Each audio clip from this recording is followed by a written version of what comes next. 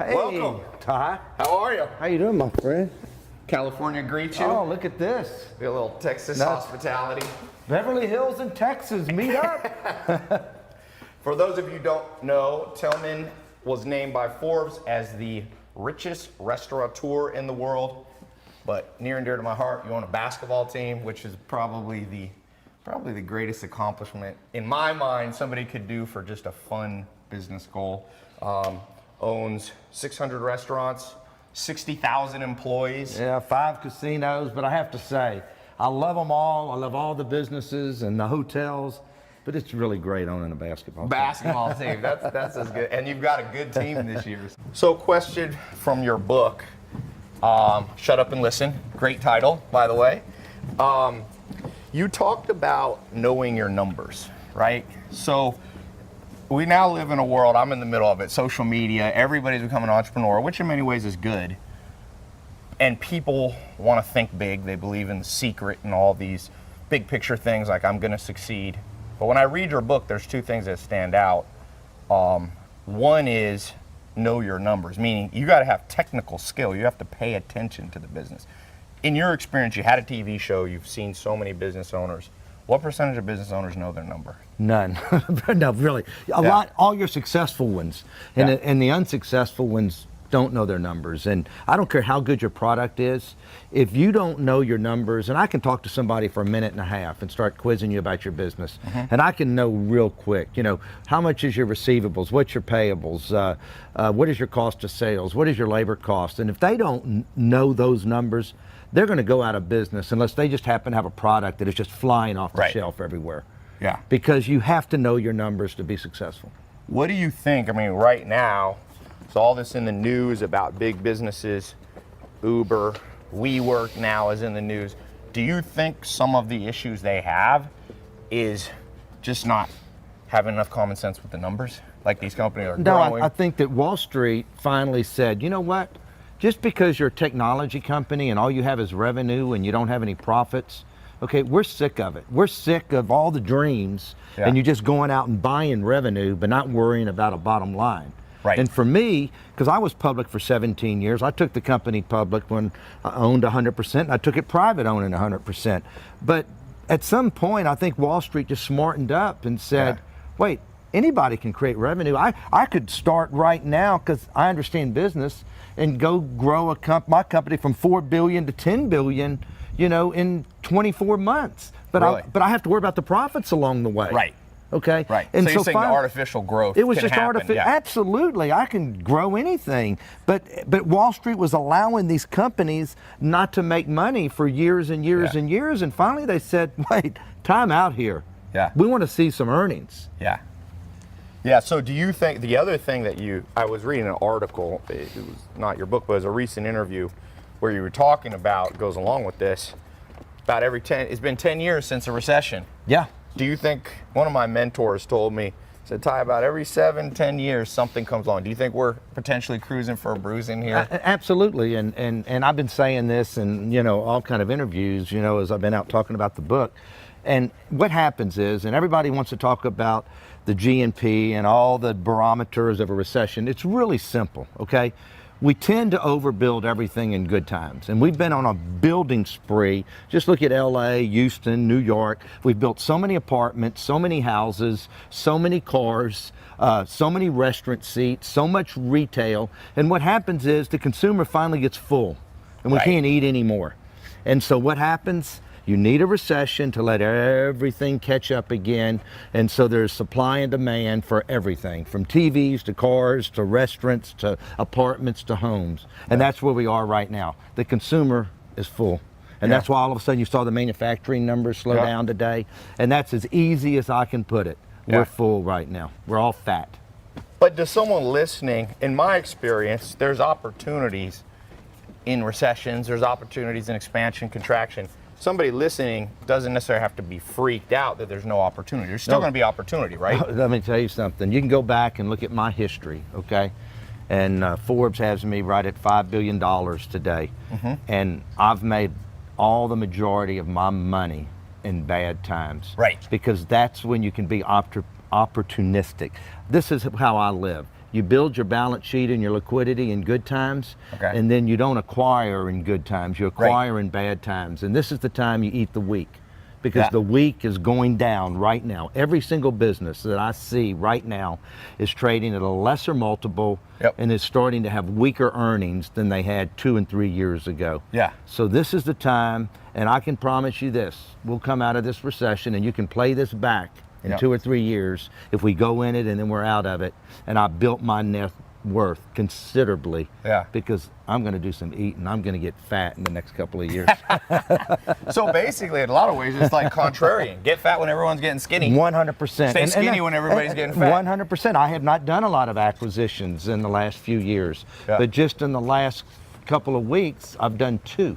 Really? I bought Del Frisco's. Okay, yeah, I heard that. And I bought Restaurants Unlimited out of bankruptcy. Okay. And my team right now is in another city right now today looking at another company that's about to file that we're going to try to be the stalking horse for in a bankruptcy proceeding. I think I read about that. You know, put a stalking horse bid in. And for Restaurants Unlimited, but I'm trying to do it again because if we're in the deal, people know that there's no financing issue and that we're going to close the deal. Yeah.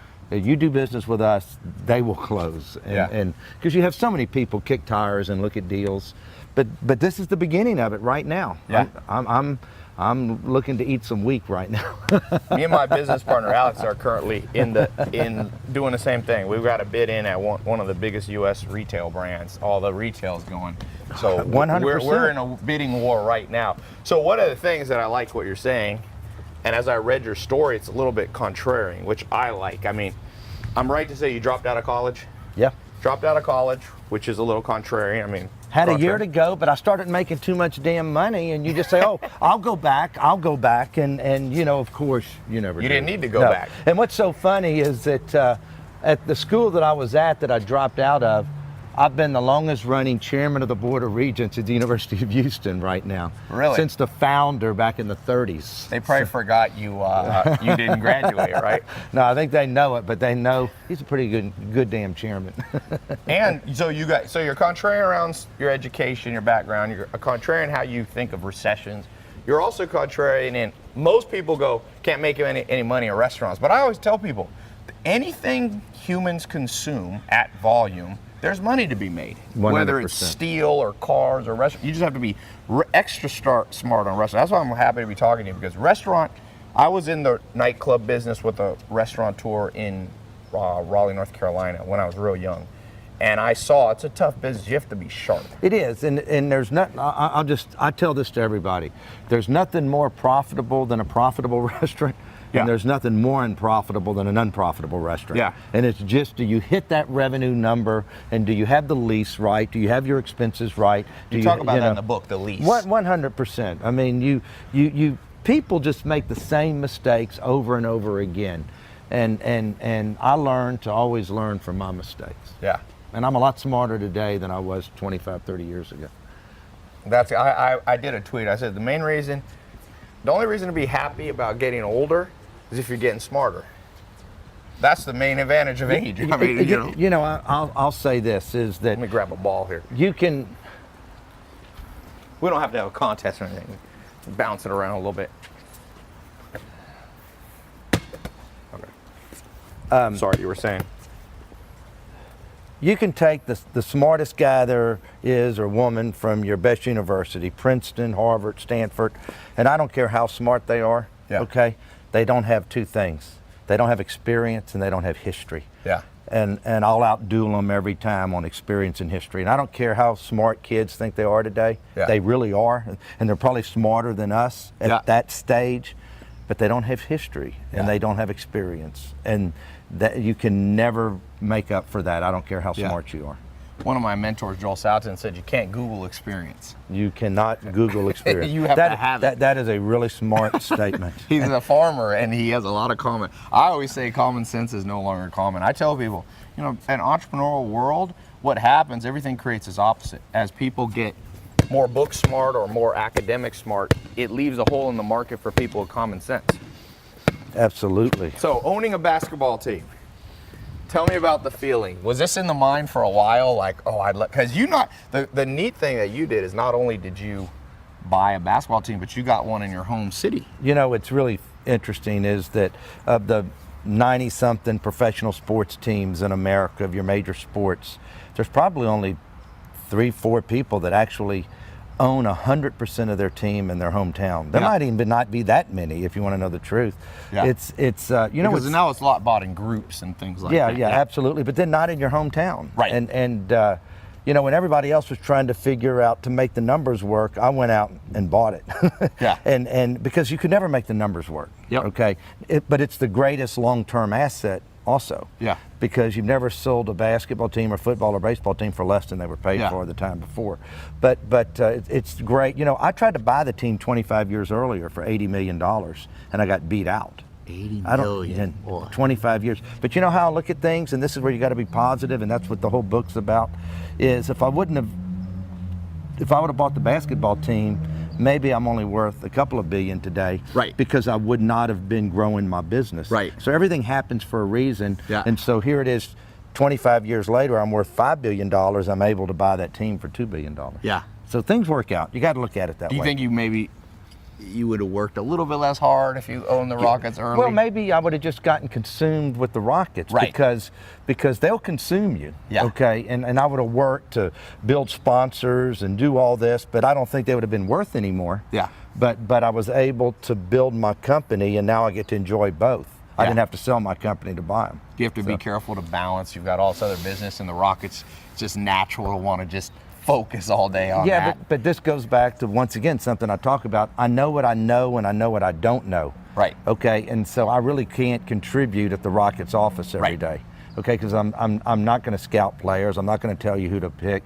Oh, sure. Could I have a little effect talking about the business side and sponsors and expenses and all that? Sure, I might have a little bitty effect, but I still get up every day and go to my other office, and I never use my office at the Rockets because I just can't contribute enough to make a difference there. I looked in the Vegas odds. You guys are top 4 or 5 contender, Vegas-wise, to win a championship. Absolutely, and that's all you can do every year. Right. You know, let me give you an example. All you can do is put together a great team and hope to be one of the top 4 or 5 teams to have a chance at a championship. Because after that, it's luck. Right. Okay, look at the great injury, things like that. Absolutely. Look at the great Golden State Warriors. Okay, the greatest team ever in the last 5 years. How many championships did they win in the last 5 years? 3. 2 or 3? Yeah. 3, and they lost 2. Right. Okay. So no matter how good you are, it still takes some luck. So my deal is with my team is we're going to set ourselves up to be one of the better teams every year. Yeah. And let's hope we get some luck. Yeah. And maybe I get some, and maybe I don't. Yeah. A few years ago, I would say the Rockets potentially were one injury, one Chris Paul. I mean let me ask you, how do you? This isn't a business question, but how do you deal with that? Does that just, are you the kind of person that sees Chris Paul get injured and there was a great chance you guys would have won and gone all the way and won the championship? How do you deal with those kind of emotional setbacks? Are you the kind of, like Warren Buffett says, think about it for 3 days, learn the lesson, and then suppress it? Are you a suppressor, or does it pop back? Do you have regrets like that? I don't, you know, and I don't in business either, because it's just, you'll drive yourself crazy. And I thank God I get another chance the next year and the next year and the next year. Yeah. But I mean, have I thought about it and said, gosh, would that have been a story? The first year owning the team, you win the championship. Man. But you know, you can't look back. I'm so thankful to own the team and have another shot year after year after year.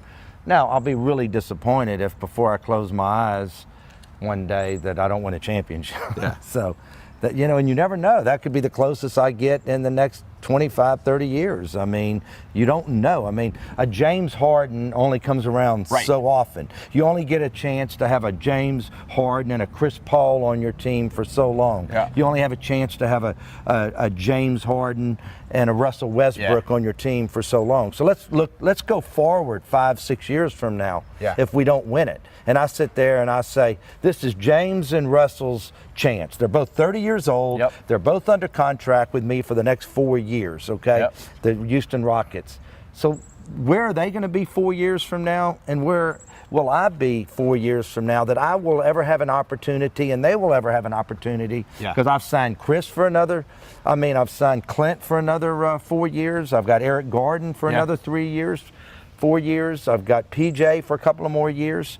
So Houston's this gonna be a is the fun chance. team. This is the chance right now. You need to come to a game with me. Be careful what you offer me, because Absolutely. You better. I may show up. No, absolutely. This is something that you want to do. There's nothing like going to a game with the owner and enjoying it, and before the game, seeing everybody and sitting center court. You need to try it. It ain't a bad deal.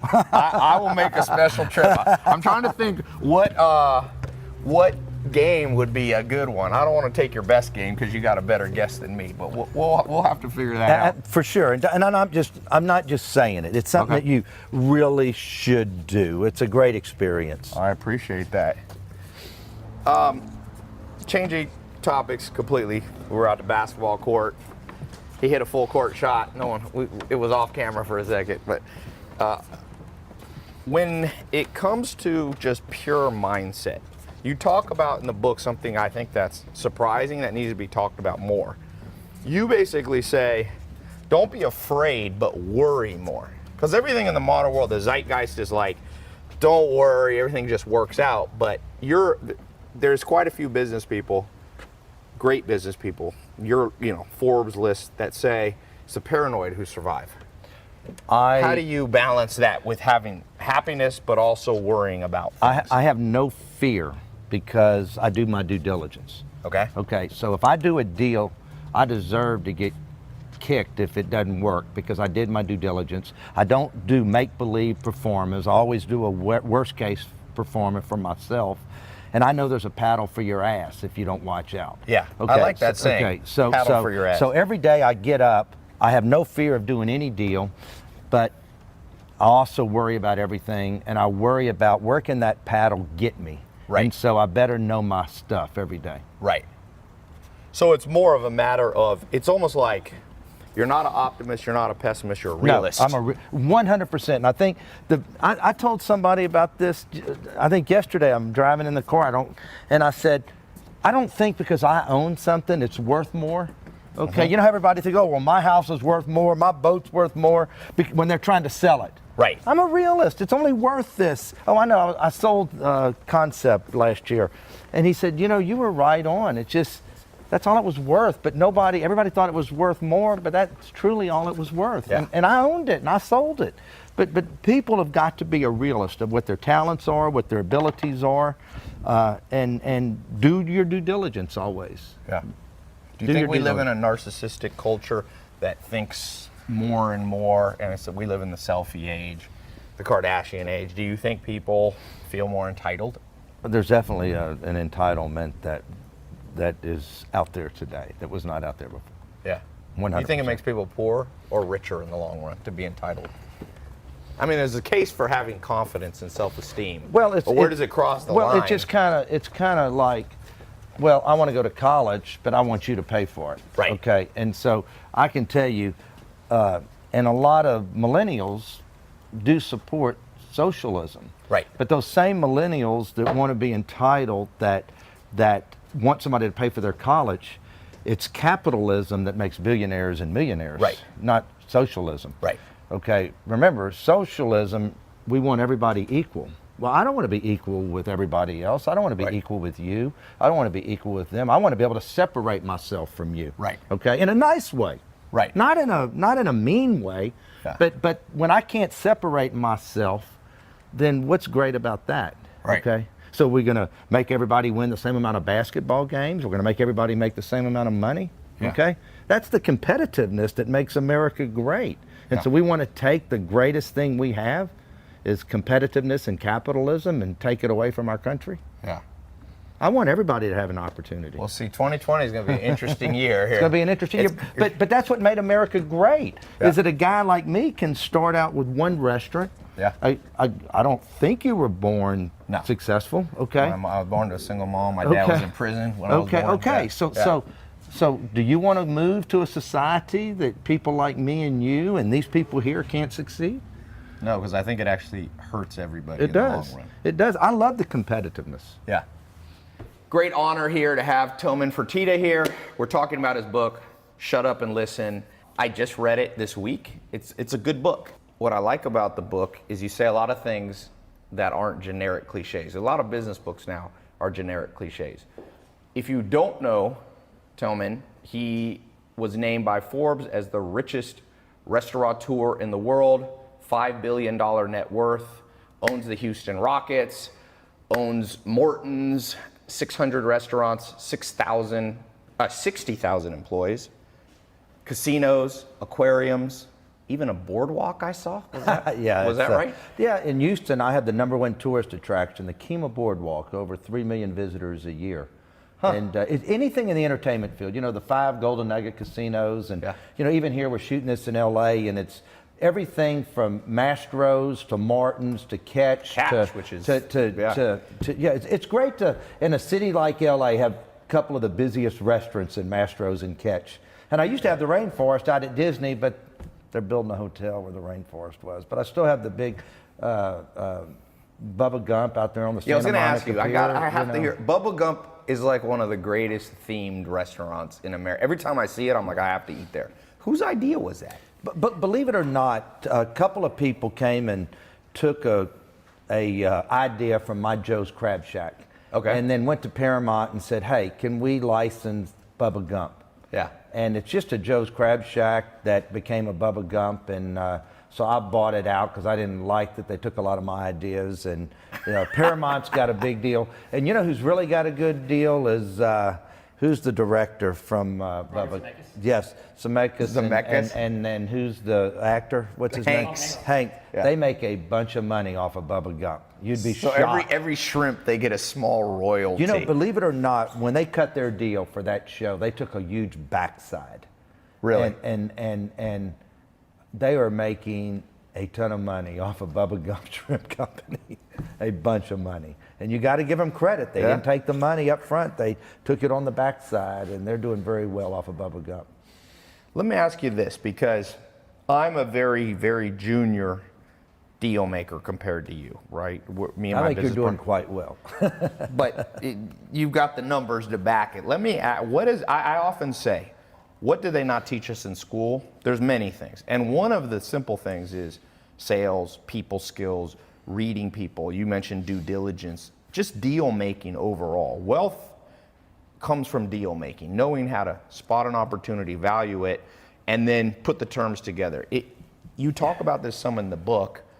What makes you a good deal maker? Well, I think that this is the problem with college, and is that they teach you the theoretical side of everything for the person that's working for you, but it doesn't teach you to be the CEO, the practical side, and the young entrepreneur, whether you're trying to go up the corporate ladder or you are doing it your own. And it's just the simple things of, and these are some of my great Tilmanisms from the book, and why HarperCollins came to me and asked me to write this book was, know your numbers, okay? You've got to know your numbers. There are no spare customers. We're all in a consumer business. People watching this podcast for you or me serving casino customers, restaurant customers, hotel customers. There are no spare customers. We're all after the same consumer. To the 95-5 rule, that 95% of everything is right. So look for the 5% that's wrong. To the take the word no out of your damn vocabulary. Why does everybody say no in the hospitality business? It's 11:02 and I've called down to order breakfast because I was on a business call, and they say, I'm sorry, sir, we don't serve breakfast anymore. That's fine. I don't want an eggs Benedict. I don't want a Spanish omelet. I don't want a waffle. Just throw a couple of eggs in a skillet, scramble them, and send them up with one of those pieces of bacon that you've got cooked for that club sandwich. No, sir, we don't serve breakfast anymore. Well, you're going to throw a piece of chicken or a hamburger in that skillet for that chicken salad or that hamburger. Just throw me a couple of eggs that are sitting right there in that refrigerator. I'm sorry, sir, we don't serve breakfast anymore. Why do we feel like we have to say no? Yeah. Okay? So I try to live by, because I know I'm after that customer. There are no spare customers. That consumer, we don't tell our customer no. Okay? And especially in LA, a lot of these super chef-driven restaurants, there's a restaurant in town that will only serve a steak medium rare. And I'm not going to say who it is. I'm not ever going to go after a competitor. But you're going to tell me how to order your steak? Yeah. And that's part of the society today, is we're not worried about hospitality anymore or service anymore. A lot of the most expensive hotels now are these minimalistic hotels where they don't have any service, they don't have anything. But I'm paying more for a room there than a 5-star hotel. The most expensive hotels now are not your 5-star hotels.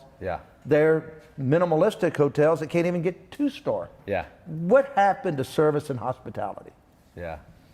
But you've proven, because I was talking when we were outside, it's like you pulled off restaurants, because one of the business adages you hear is there's no money in restaurants. And what you're saying is by having these things that you call Tilmanisms, right? They give you an edge. And that edge adds up to $5 billion. Right, and I go after the masses and not the classes. Yeah. So by that, do you mean you like mass appeal products? I want the masses. I'm going after the masses, okay? Because this is a telling that I tell my people all the time, and I don't even know that it's in this book. Now that I think about it, that's good. We got exclusive content on the show. And honestly, honestly, all the interviews I've done in the last couple of weeks, I haven't used one of the most famous Tilmanisms of them all, and that's you make it with the masses and you spend it with the classes. Okay. Okay. But even Mastro's and Catch is even though that they are expensive restaurants and they're a lot of fun and they're a great entertainment value, they're still for the masses. Yes. We do hundreds of covers a night in those restaurants. Yeah. Do you think now that with this approach, is it guiding you? You're going Golden Nugget casinos. You're working on 2 acquisitions now. The Rockets is obviously something even there where it's for the masses. No, everybody's watching basketball. Believe me, and you know what? And it's no different than a hotel or a casino or a restaurant. You better put a damn good product out there on that court, or you know what? You're going to look up there in those seats, and I'm not going to have any butts in them, no different than a casino or a hotel or a restaurant. So you got to always work to keep a good product on the court. You've got to always do that to take care of your sponsors. And at the end of the year last year, the same thing I use in all my businesses, the 95-5 rule, 95% of everything is right. Look for the 5% that's wrong. And I sat there and sat down with the head coach and the basketball ops people, and I said, what can we do to make us better? We're 95% right, okay? We won more games in the last 2 years than in the history of the franchise. What's that 5% we need? And we decided we needed a little more athleticism.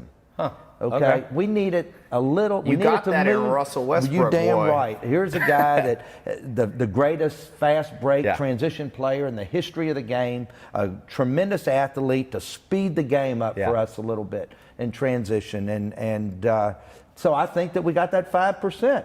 So let's see if we can put that chemistry together and go out on that court and get it done. So what do you say to somebody who's watching this? I have all different levels of entrepreneurs watching. What do you say to somebody who goes, that's great, that's his story, but he got lucky? Because there's a lot of people nowadays that say success is luck. What's your rebuttal to that or thoughts? I have no problem in the world if I don't want to have to do it again, but I truly do believe this, that you always have a little luck. Okay? Yeah.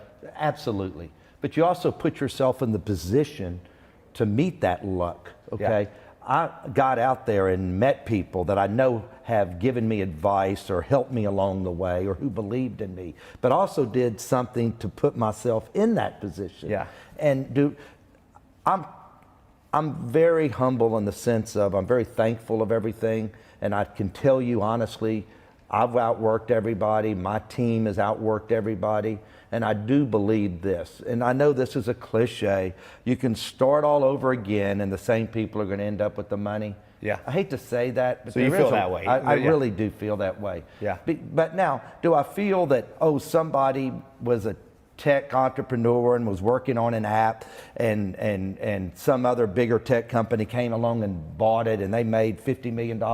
I do think that's luck. But once again, they set themselves up for that luck, even though they didn't have a good product, because they developed it and they found somebody that was a greater fool to buy it from. Yeah. Okay, so they were lucky, but they weren't lucky because they put themselves in a position still, right? Yeah. My grandpa used to say, once is luck, twice is skill. You've done it 600 times. You started with one restaurant, you've got 600 restaurants. Probably a good chance that it's not luck. No, once is luck, twice is skill, 600 times is mastery. And I evaluate guys a lot, and I know some smart people, and I won't go by names, but they're one-hit wonders. Right. And I've watched them hit it big, and then their next 10 things they were not successful in. So they really just kind of maybe got a little lucky in that one hit. But I try to think, and I'm not saying there's not a paddle for my ass, but I've been successful in restaurants, casinos.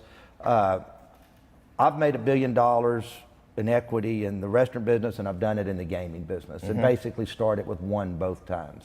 Yeah. I want to make $1 billion in the Houston Rockets, but I'm going to have to hold on to it for a few years. Yeah. But I think in time, the Rockets, I'll have $1 billion in equity in that. I paid 2.2. I think you're going to look up in 10 or 15 years, and the Rockets will be worth 3.2. So then I would have made $1 billion in 3 different industries. Yeah. And so then you're not a one-hit wonder anymore. Yeah. Well, and 2 industries is hard. 3 is. You got the trifecta. Well, you gotta, but I've got to make it happen. I've got to keep building my EBITDA and keep finding sponsors and keep putting butts in those seats, and hopefully I'll do it in another industry. That's what would be the next one? Well, I haven't built a hotel company that there's a true $1 billion in equity in either, but you never know. I mean, What do you think of the hotel business? Donald Trump, that's kind of the one thing he did that's still around. Are you a hotel fan, the industry in general? It's a tough industry because of the maintenance capex to keep them fresh and good. Right. But real estate, if you buy it cheap and you sell it high, it's a good business. But it's a very cyclical business. Yeah. So you don't want to get in it at the top. And I'm now that I'm sitting here thinking about it, all my hotels, I may be only a few buying right and selling high, or just keeping that in a good time are not far from being worth $1 billion. So that'd be your hopefully fourth. I'll get there. I hope. That's the sport of business. Yeah. The business is a sport and a competitiveness, just like basketball, football, baseball, or anything. And it's the competitiveness. When I was 21 years old, I won my first Cadillac selling Shackley vitamins. I told myself I wanted to own my first jet at 35, and did you pull it off? 100%. Yeah. 100%. And then when I was in my 20s, I said, when that Forbes 400 came out, I said, I want to be on that list one day. Yeah. So you got to set yourself goals and try to set yourself apart. Yeah. And I talk about that in the book, is that anybody can set themselves apart. You can be the best sound guy. You can be the best cameraman. You can do certain things and study your field, and then you get a break because you were such a good cameraman, or you're the best sound guy that you got recommended to go on this set and then this set. And then all of a sudden in Hollywood, you're known as the best sound guy. Yeah. You can do things to separate yourself from everybody else by just working a little harder. I have a shirt that I wear. I put a quote on it. Be so good they can't ignore you. 100%. People go, I'm being ignored. I'm like, nope, 100%. Charlie Munger, who I like reading him, he says, Warren Buffett's business partner, he said, the world's not yet a crazy enough place to reward a whole bunch of undeserving people. Meaning, in general, but not always, the people who deserve it. He said, the best way to get what you want is to deserve what you want. For you to get the jet, you had to deserve it. It just didn't come. It didn't, but I knew that I wanted it, and so I was going to work as hard. And I said, you know what, I got to go, even though I'm making a bunch of money. And my dad told me after 5 restaurants, and I had 5 successful restaurants, I was making a couple of $1 million. I'm in the late 80s, early 90s, and he's saying, why would you want any more? I mean, you're in your late 20s and you're making a couple of $1 million a year. Well, I wanted that jet. Well, I wasn't going to be able to pay for a jet that costs to operate $1 million a year, and taking half of my income. So I had to just keep going and having some failures along the way, and because they're not all successful. Yeah. And but you just keep punching. Which do I you talk use about mini in the goals book. like that? Like the jet, I need to make more so I can pay the fuel. Like, do you use little, like Michael Jordan would read the paper. If he went to play the Knicks, he was hoping John Stark said something like, I'm going to shut him down. He needed these micro goals, and then he played his best game ever. Well, Are you like that? Yeah, I mean, absolutely. And I've gotten to know Michael as a fellow owner and a wonderful human being, and just it's what he's done with his brand and name. And, all these other basketball players, after their career, some of them still stay in the limelight somewhat, but Nike shoes still outsell anybody else's. And the great LeBron James is the greatest brand there is. It's amazing that the Michael Jordan still outsells, and he hadn't played basketball in 20 years, 25 years. So it's it's just the competitiveness, the fight, the keep punching, don't give up. Yeah. And that's what I've always done. And even today, and honestly, when I got the Rockets, I really thought that's it. I've kind of accomplished everything I want to accomplish. And but already there's something else you want to accomplish. I can and I'm tell. doing steps to go to the next step. Yeah. But it's a sport. That's what I do. Yeah. I mean, why would you always want a bigger boat? You want a bigger plane. You want another sports team. You know, you just keep punching. What do you say to people? Because nowadays I get people following me that are very kind of zen and you know, like the absence of desire is the way to happiness. But you seem happy. Do you think that there's different approaches to happiness? Like, do you feel your path, even though you're saying like they call it, I think, a hedonic treadmill, like you're kind of like, okay, I got the jet, now I want the this, that. Do you think there's anything wrong with that, or does that make you have a great life? All. Absolutely, there's nothing wrong with it. But also, I have no problem with the person who, first off, I respect everybody for the talent that God gave them. And everybody has a different talent, okay? Yeah. You guys do something I can't do, okay? I have the respect for the Hispanic guy that can take the engine apart of a car and put it back together and go in there. And I just sit there and look, God, you are so smart. The guy that could just be painting this house and he's able to cut that perfect line up there between the two colors. I just look at that guy and I say, how in the world are you so talented? How did you get that? You were just born with it. Yeah. And that guy's just as smart as me. I was just given a God-given gift of understand finances and economics and in business, just knowing how to go out and sell myself to be able to borrow the money and do things. But I have just as much respect for everybody else, the poet, the author, the whatever. You know, God gave us a talent. Find out what he gave you and use that. And it's not about money. Yeah. Okay, an academia teaching, a great professor who loves to get up and teach is a wonderful person. Yeah. And you know what? I know I have lots of toys, but you give me a good color TV, a good comfortable bed, and a cool room, I'm pretty happy. I know if you're from Houston, you're like, I need a cool room. Right. That's and a we hot all, city. and you know what? And we all love to go. We all love to go out and eat great food because we can. But let's be honest, okay? Yeah. My last birthday, I sat at home and watched Netflix and ate me some Popeyes fried chicken and gained 2.5 pounds, okay? But what's better than some spicy Popeyes and some red beans and rice and a great roll, okay? But yet instead, we usually go out to a fancy restaurant. But when you really get back to what we really enjoy and need, it isn't a lot. Yeah. And that's really what we usually enjoy even more. Yeah, I agree. In my life, sometimes I think, it's like with big houses. I have a farm and I have a little log house, 2,000 square feet. Sometimes I go there and I'm just like, it's almost like your brain settles down, you know, so I totally could see where you need that balance. No, absolutely, you do. Let me ask you this question.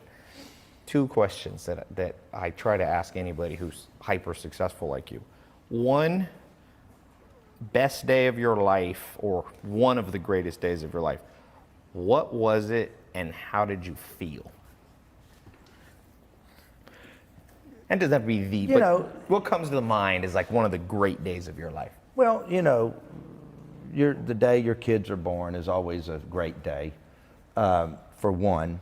Another day is I remember, you know, taking my company public and all of a sudden you wake up and you only had 12 restaurants that were making, you know, $10 million, $8 million. I don't even think that. But because of the growth and what we do with companies, which we were talking about up there, you wake up and you have stock worth $100 million. That the day that I knew that I bought the Houston Rockets, that was a pretty darn happy day. You know. How do you feel on those days? Do you go out and celebrate? Do you get quiet and just contemplate? Like, I've never been one to celebrate. You know, just like I'll open a big restaurant and I don't need a fancy opening. We're doing that for people to give them a bunch of free food, and then why are we doing this? I don't need a party to make myself feel better. You know, it's almost better to have the people that you are around that helped you accomplish what you accomplished. Are you an extrovert or introvert? I'm a huge extrovert in one way and then an introvert in another way. You know, I'm a great people person. I'll talk to anybody who comes up. I'll take a picture with anybody because it's nice to be important, but it's more important to be nice. Yeah. But at the same time, I have a really small inner group that I'll go out to dinner with. Yeah. A really small group. Do you find that as you've gotten more successful, wealthier, that you go back to those friends that you had before because you can trust them more? Or do you keep expanding your friends, your friends? And believe it or not, this is kind of funny and crazy, but I'm not friends with anybody from the past. Really? And it's, I don't know if it's because every time I was around them, they wanted to sell me something, or can you buy this, or would you buy insurance from me, or I've got this product, and they just finally got intimidated by me and stayed away from me. But I met 2 people along the way, 4 people along the way. That have just been great friends. And I say in business, you got to make your friends. And, some of my best friends are a guy out here in North Point who is the #1 M&A company for consumer businesses that I told him to jump off the cliff a few years ago and leave an investment banking firm. And he went out on his own. He's worth a couple of $100 million. The CEO of Jeffries, Rich Handler. The astronauts, Mark Kelly, the one married to Gabby Giffords, who's running for U.S. Senate, and his brother Scott Kelly, who spent a year in space. That's kind of my inner group that and a guy that's out in the deal that is one of my executives. That's kind of my small group of people that I hang with and will go out of town with. And so you almost designed your social circle. I'd have my own little small little world, and it's just the way it is. Yeah. It's just the way it is. I just don't hang with that many people. Not that I don't trust them. Right. But I just, when you have the free time, these are the people that you want to go, So the best days of your life, the social circle. What about the worst day you can think of where you almost gave up, you thought about giving up? How'd you get there? How'd you feel? Well, I kept punching. I can remember in the late 80s when the world had fallen apart, and it was just tough, and it was tough, and you just keep punching, and you realized you made it. You talk about luck, and I talk about this in the book. Back in the 80s, and everybody wonders, how did these banks get so big today that they have trillions in assets? It's because all the other banks failed, and they were failing too, but some had to survive. And so the U.S. government would come in and say, we're going to peel off these bad assets, but we can't let this bank fail with all these deposits. Right. And you're just going to get bigger. Yeah. Well, in the 80s, when the world was falling apart and I was falling apart, I had banks at like 8 or 9. I had loans at like 8 or 9 different banks. And I talk about this in the book, and I don't tell a lot of stories. Yeah. Because that's another book. This was just more the Tilmanisms and the little things I did, but not stories and the art of the deal. Every single bank that I did business with failed before I did. Now think about that, okay? You have these bank loans, you get the little thing to make your payments every month or every quarter, and things are really getting tough and you're starting to fall behind. And the FDIC comes in every Tuesday into Texas, and they start shutting down the banks. And in a matter of 6 months, every single bank that I did business with shut down. And you can call the government, you can call them, well, where do you make your, nobody knows. The bureaucracy. So you don't have to pay. You don't have to pay. So I get, this is the God's honest truth. I get a 4-year reprieve. Wow. And in that time, you can't borrow a dollar. Buildings in Texas are just shut down during the middle of construction. And I get a 4-year reprieve. So in that time, remember, I'm a developer, and I buy my partners out of the restaurant business in '86, and I start building restaurants. Okay, so over the next 4 years, I scrounged together. I used credit cards, everything, and I opened up a restaurant in Dallas and in San Antonio and Kemah, Galveston, Lafayette, and I build these restaurants, and I'm all of a sudden up making a couple of million a year, and the FDIC calls me. I think it was the Resolution Trust was what they set up the government. The government sets up these things, and they want you to pay back. And they call me and they say, oh, Mr. Fertitta, you've come up. I wasn't big enough for them to come at me immediately. Remember that. And they call me and say, we have these loans. We need a meeting. And over the next 6 months, I negotiated. I had started making good money with these restaurants, and I was able to pay back the same full $2 million. They waived all the interest. And you know what the guy told me who had my account? You are the only person that was able to pay back 100%. Isn't that an amazing story? And you want to know the next side of the story? I didn't do this because I couldn't fill out the disclosures and say how well you're doing, but you can't lie because you have to tell them you're making a bunch of money today.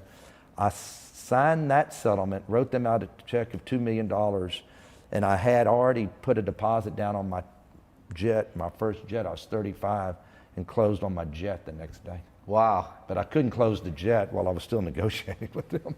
So you did it right after? The next day, because I knew we were settling, and so I timed them. You do one and then the other the next day. Yeah, the IRS, Okay. the But that was FDIC a got break. involved. I Yeah. outlasted the banks. How many people get to outlast the banks? Not many, but the U.S. government's about the only one that outlasts the bank. What was the first jet? A Citation jet. And then I Okay. went from a Citation jet to another bigger Citation jet, an S2, and then a Citation 5, and then a Falcon. Yeah. Matter of fact, Boone Pickens, who just died, I bought a Falcon from him. And then from a Falcon to a Challenger, and now I have to fly around in 2 G5s. G5. You got 2 G5s. Yeah. Does yeah. one follow you with the assistance? No. Believe, you just need two. We're a 1 G5 family right now because one's broken and it is not easy. I'm just kidding. I like that. It's a tough life. I like. Do you have? I'm very thankful. I mean, I'm being sarcastic, but I'm very thankful. I mean, life is good. Life is good. And I'm very humble about it, and I thank the good Lord every day. So one of the things in the book that we kind of touched on here, let me see if I can find it. I wanted to go back to, yes, I opened right to it. The 95-5 rule. So there's two parts of it. I wanted to understand it. So my understanding, correct me if I'm wrong, most people are pretty good at things. It's this last 5% that you suck at. It's kind of like the weakest link in a chain. You're only as strong as the weakest link. And then on the next chapter you talk about, but focus on, you got to leverage your strengths. That's another one. So how do you balance focusing on your weakest part, but while also, so let's say for example, for me, I'll give you an example. I think my weakest point in the past was I have so many kind of ideas in my mind that I forget to focus sometimes, right? So maybe that's my 5% I need to get better. But my strength is also that I'm broad. Right. I reach a lot of people. So what would be your advice to me? Like, how do I balance my weakness but still focus on my strength? Well, you've become successful because you do 95% of everything right. And everybody that is successful, every business out there, they're doing 95% right. But the ones that really make it, go figure out the details in the 5%. And I always know that I have to keep pushing and driving everybody to get that 5%. And let's just look at it in a simple way. You know, I can drive up to, and I'm just going to use a restaurant or a retail store just as an example. I was talking to Walmart, their Saturday morning meeting a couple of Saturdays ago. And and somebody asked me about the 95-5 rule. I said, let me just give you an example, okay? You're the general manager of a Walmart, and you drive up to your store that morning, and you look in the parking lot, and you see is there bottles left out there or cigarette butts, and you go up to the front door, and you look, are all the lights on? Is the sign right? Is there dead weeds around the flower beds around the front door? All the baskets in there?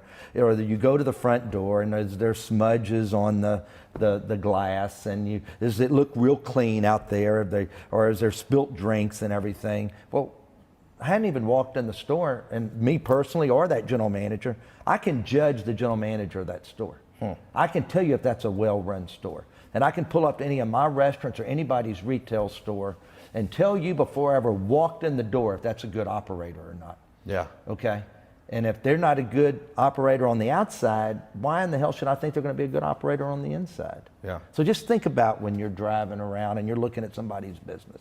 Yeah. And it'll tell you a lot about them. That's the 5% from just a visual standpoint. Yeah. But you know your 5%, maybe I'm not quite focused because I'm trying to go in too many directions. So it's just you working with yourself and saying, I have got to follow through on this or I'm not going to get it done. Yeah. And I can't lose, because all of us guys that are successful, we have ADD. Right. Okay, that is why we're successful. You think you have ADD? Do I think it? I know it. Yeah. Now, when I was in school, I think my teachers thought I had other bigger problems because we didn't focus on it then. But I realized I have it because I think all my kids have it. Okay? It's just something that you'd be shocked at how many of us have. I think I heard your daughter laugh out there when I said, do you have ADD? But most successful people do for some reason. And because that's our brains, that they're working in a complicated way, and that we're trying to always go do something else. Yeah. So I have to stop myself and say, I can't go on to this next deal or this next project till I've followed through and made sure that I've done everything here to make sure I'm successful. So it's kind of pinching myself and saying, step back and catch yourself or you're going to have a bad deal here. Yeah. It's that discipline. Well, good. Where's the best place to get the book? Amazon?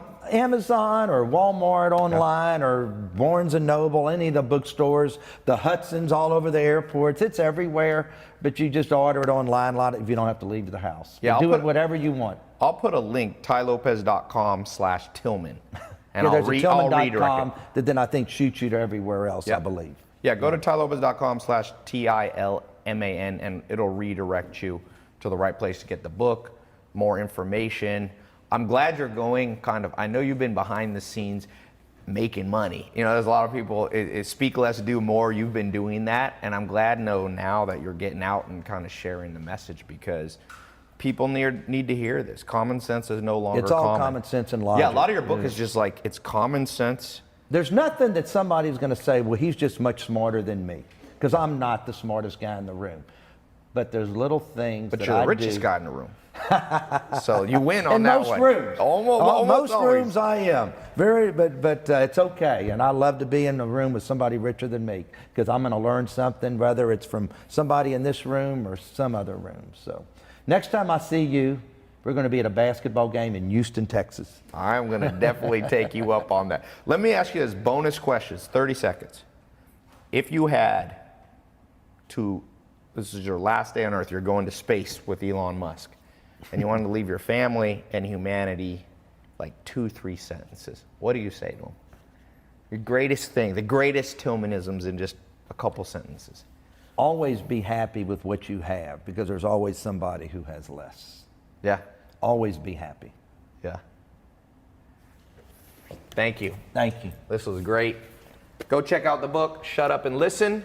tylopez.com/Tilman will redirect you to his website and Amazon. Grab the book. It is a good book. I read it over breakfast. And the good thing is it gets right to the point. So those of you who have a hard time reading long books. It's an easy one. It's an easy read. It's dense, so that's good. So thank you.